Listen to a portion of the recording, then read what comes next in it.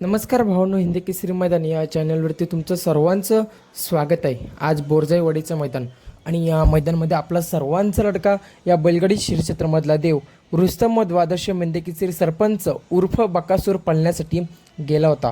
तर भावांनो, गट क्रमांक 20मध्ये तास क्रमांक 2वरती आपल्याला पळताना दिसाला. तर नक्कीच बकासूरच्या गटामध्ये काय झालं सर्व कारण समोर आलेलं आहे. तुम्हाला ते मी सांगणारे व्हिडिओ शेवटपर्यंत बघा आणि जर आपल्या चॅनलला नवीन असाल तर चॅनलला सबस्क्राईब करायला विसरू नका, कारण आपण बैलगाडी शहर क्षेत्रामधले नवीन नवीन अपडेट्स घेऊन येत असतो. भावांनो, आज बकासूरचा पायरा होता तो म्हणजे शंभूसोबत.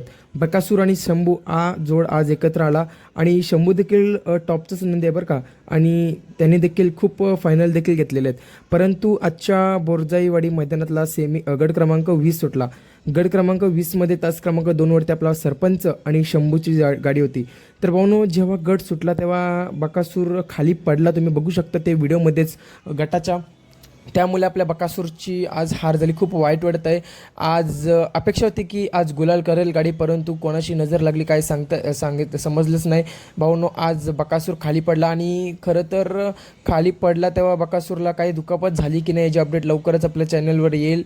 आणि बाजूची गाडी देखील चांगली पळाली, अंतराने गटपास देखील केला त्यांना शुभेच्छा असतील. सेमीसाठी बकासूरची आज हार झाली. असो भावनो, बैलगाडी शहरक्षेत्रामध्ये हारजीत होत असते, तुम्हाला तर माहितीच आहे. आजच्या मैदानामध्ये बकासूरची हार झाली, पुढच्या मैदानामध्ये नक्कीच कमबॅक करेल. आज बकासूर खूप अंतराने हारला, त्यामुळे खूप वाईट वाटत आहे. बकासूरला दुखापत झाली की नाही याची अपडेट लवकरच येईल. नाही हो हीच इच्छा.